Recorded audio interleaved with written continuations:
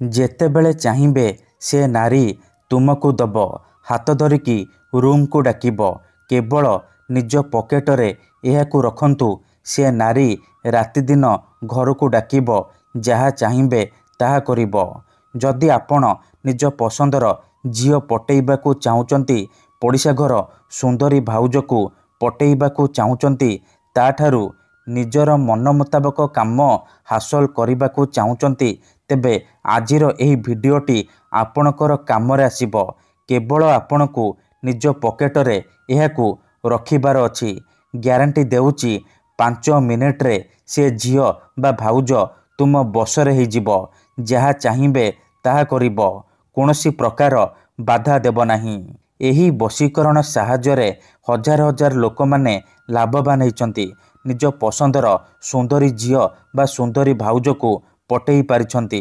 ତେଣୁ ଆପଣ ବି ମୋ କଥା ମାନି ଗୋଟିଏ ଥର ନିଜ ପକେଟରେ ଏହାକୁ ରଖନ୍ତୁ। ଗ୍ୟାରେଣ୍ଟି ଦେଉଛି, ଯେଉଁ ଝିଅ ପଟୁନଥିଲା ସେ ଝିଅ ନିଜେ ଆସି ଆପଣଙ୍କ ସହିତ କଥା ହେବ, ଆପଣଙ୍କୁ ଭଲ ପାଉଛି ବୋଲି କହିବ। ଯେଉଁ ବିବାହିତା ନାରୀ ବା ପଡ଼ିଶା ଘର ଭାଉଜକୁ ଆପଣ ଦିନରାତି ଭାବୁଛନ୍ତି, ସିଏ ନିଜେ ତୁମକୁ ଫୋନ୍ କରିବ, ହାତ ଧରିକି ଘରକୁ ଡାକିବ, ଯାହା ଚାହିଁବେ ତାହା କରିବ। ନମସ୍କାର ଫ୍ରେଣ୍ଡସ୍, ଓଡ଼ିଆ ଫଣ୍ଡା ଚ୍ୟାନେଲକୁ ଆପଣମାନଙ୍କୁ ସ୍ୱାଗତ। ଆଜିର ଏହି ଭିଡ଼ିଓଟିରେ ମୁଁ ଆପଣଙ୍କୁ ଶିଖେଇବି ଆପଣ କିପରି ଘରେ ବସି ବସି ନିଜ ପସନ୍ଦର ଝିଅ ପଟେଇ ପାରିବେ, ସୁନ୍ଦରୀ ଭାଉଜକୁ ପଟେଇ ପାରିବେ, ତାଠାରୁ ନିଜର ମନ ମୁତାବକ କାମ ହାସଲ କରିପାରିବେ। ଏହି ବଶୀକରଣ ଦୁନିଆର ସବୁଠାରୁ ଶକ୍ତିଶାଳୀ ବଶୀକରଣ। ଏହାର ପ୍ରୟୋଗ କେବେ ବି ଖାଲି ଯାଏନି।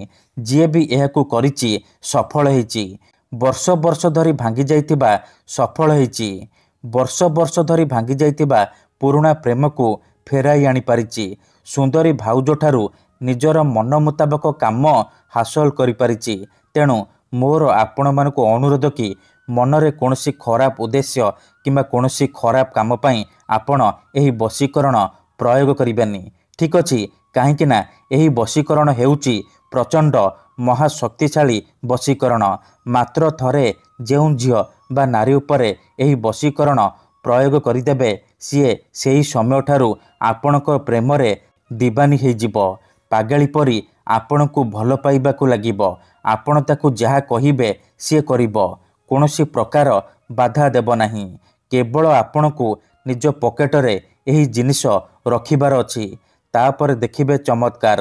ଆଜ୍ଞା ହଁ, କେତେଥର ଏମିତି ହେଇଥାଏ କି ଆପଣ ଯେଉଁ ଝିଅକୁ ଭଲ ପାଉଛନ୍ତି, ହେଲେ ସିଏ ଆପଣଙ୍କୁ ଭଲ ପାଉନି, ଅନ୍ୟ କାହାକୁ ଭଲ ପାଉଛି, ଆଉ ଆପଣ ତା ପଛରେ ଗୋଡ଼େଇ ଗୋଡ଼େଇ ନିଜର ସବୁ ସମୟ ସାରି ସାରିଲେଣି, କିନ୍ତୁ ନିଜ ପସନ୍ଦର ସେ ଝିଅକୁ ପଟେଇ ପାରୁନାହାନ୍ତି। ଯଦି ଆପଣ ବି ଏହିପରି ପରିସ୍ଥିତିରେ ପଡ଼ିଛନ୍ତି, କିନ୍ତୁ ଯେତେ ଚେଷ୍ଟା କଲେ ମଧ୍ୟ ସେ ଝିଅକୁ ପଟେଇ ପାରୁନାହାନ୍ତି, ତେବେ ମୋ କଥା ମାନି ନିଜ ପକେଟରେ ଏହି ଜିନିଷ ରଖନ୍ତୁ। ଗ୍ୟାରେଣ୍ଟି ଦେଉଛି, ସେ ଝିଅ ନିଜେ ଆସିବ, ଆପଣଙ୍କର ପାଦ ତଳେ ପଡ଼ିବ, ଆପଣଙ୍କୁ ଭଲ ପାଉଛି ବୋଲି କହିବ। ଆପଣଙ୍କ ପ୍ରେମରେ ଏମିତି ଦିବାନୀ ହେଇଯିବ କି ଆପଣଙ୍କୁ ନ ଦେଖି ରହିପାରିବନି। ଏହି ବଶୀକରଣ ସାହାଯ୍ୟରେ ଆପଣ ଶାଶୁ, ନଣନ୍ଦ, ଦିଅର, ଭାଉଜ କାହାକୁ ବି ନିଜ ବଶରେ କରିପାରିବେ। ତାଠାରୁ ନିଜର ମନ ମୁତାବକ କାମ ହାସଲ କରିପାରିବେ। ତେବେ ଏହି ବଶୀକରଣ ଆପଣ କିପରି କରିବେ, କେମିତି କରିବେ, ଏହାର ପ୍ରୟୋଗ ବିଧି କ'ଣ, ମୁଁ ଆପଣଙ୍କୁ ଶିଖେଇବି। ସମ୍ପୂର୍ଣ୍ଣ ପ୍ରୟୋଗ ବିଧି ମୁଁ ଆପଣଙ୍କୁ ଠିକ୍ ଭାବରେ ଶିଖେଇବି। ଜାଣିବା ପାଇଁ ଆପଣ ଭିଡ଼ିଓଟିକୁ ମୂଳରୁ ଶେଷ ପର୍ଯ୍ୟନ୍ତ ପୁରା ଧ୍ୟାନ ସହିତ ଦେଖନ୍ତୁ। ତେବେ ଯାଇକି ଆପଣ ସମ୍ପୂର୍ଣ୍ଣ ପ୍ରୟୋଗ ବିଧି ଜାଣିପାରିବେ। ଅଧାରୁ ଛାଡ଼ିକି ପଳେଇଲେ କିମ୍ବା କାଟି କାଟି ଦେଖିଲେ ଆପଣ କିଛି ବି ବୁଝିପାରିବେନି। ପରେ କମେଣ୍ଟ କରିବେ, ଗୁରୁଜୀ ଆପଣଙ୍କର ବଶୀକରଣ କାମ କରୁନି। ଦେଖନ୍ତୁ, ବଶୀକରଣ ବିଧି ଜାଣିବା ପୂର୍ବରୁ ଗୋଟିଏ ଛୋଟିଆ କଥା ମନେ ରଖନ୍ତୁ। ବଶୀକରଣ ଏମିତି ସେମିତି କାମ କରେନି। ମନରେ ସମ୍ପୂର୍ଣ୍ଣ ବିଶ୍ୱାସ, ନିଷ୍ଠା ଆଉ ଏକାଗ୍ରତାର ସହିତ ଆପଣଙ୍କୁ ଏହି ବଶୀକରଣ କରିବାକୁ ପଡ଼ିବ। ତେବେ ଯାଇ ମୁଁ ଆପଣଙ୍କୁ ଗ୍ୟାରେଣ୍ଟି ଦେଉଛି, ଆପଣ ଯେତେ ସୁନ୍ଦରୀ ଝିଅକୁ ଚାହିଁବେ ଅତି ସହଜରେ ନିଜ ବଶରେ କରିପାରିବେ, ତାକୁ ପଟେଇ ପାରିବେ, ତାଠାରୁ ନିଜର ମନ ମୁତାବକ କାମ ହାସଲ କରିପାରିବେ। ତେବେ ମନେ ରଖନ୍ତୁ, ଏହି ବଶୀକରଣ ବିଧିକୁ ଆପଣ କେଉଁ ବି ବାରରେ କରିପାରିବେ, କିନ୍ତୁ ଯେବେ ବି କରିବେ ସୂର୍ଯ୍ୟାସ୍ତ ପରେ ରାତି ସମୟରେ କରିବେ। ଠିକ୍ ଅଛି। ତେବେ ଏହି ବଶୀକରଣ କରିବା ପାଇଁ ଆପଣଙ୍କୁ କିଛି ସାମଗ୍ରୀ ଦରକାର, ଯେମିତିକି ଖଣ୍ଡିଏ କଳା କପଡ଼ା, 5ଟି କଳା ଗୋଲମରିଚ, ଖଣ୍ଡେ ସାଧା କାଗଜ ଆଉ କଳା ରଙ୍ଗର କଲମ। ଏତିକି ଜିନିଷ ଆଣିସାରିବା ପରେ କ'ଣ କରିବେ, ନିଜ ଘରେ କୌଣସି ଏକ ଜାଗାରେ ଚୁପଚାପ ବସି ପଡ଼ିବେ, ଯେଉଁଠାରେ ଆପଣଙ୍କୁ କେହି ଦେଖିବେନି କିମ୍ବା ଡାକିବେନି।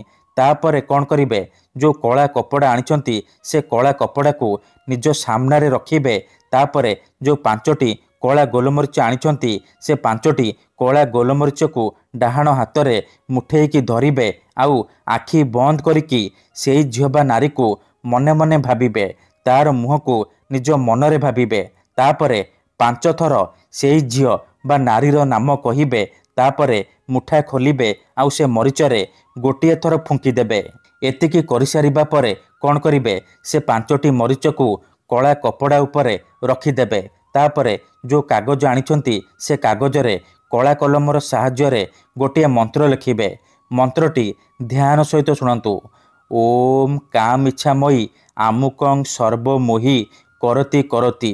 ଆମୁକଂ ଜାଗାରେ ଆପଣ ସେଇ ଝିଅ ବା ନାରୀର ନାମ ଲେଖିବେ ଯାହାକୁ ଆପଣ ବଶରେ କରିବାକୁ ଚାହୁଁଛନ୍ତି, ଯାହାକୁ ଆପଣ ପଟେଇବାକୁ ଚାହୁଁଛନ୍ତି। ମନ୍ତ୍ର ଲେଖିସାରିବା ପରେ କାଗଜକୁ ଭଲ ଭାବରେ ମୋଡ଼ିକି ସେ କଳା କପଡ଼ା ଉପରେ ରଖିଦେବେ।